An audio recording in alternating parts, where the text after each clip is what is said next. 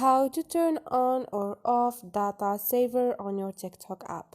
Hi guys, in this video I will show you how to turn on or off data saver on your TikTok app easy and quick. So first thing, go to your TikTok application on your phone.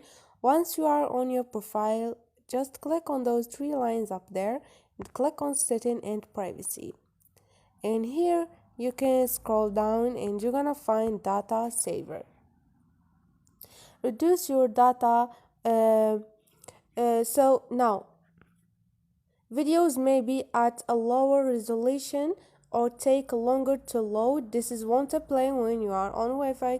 Now you can read this to know what is data saver and turn on or off this option wherever you want.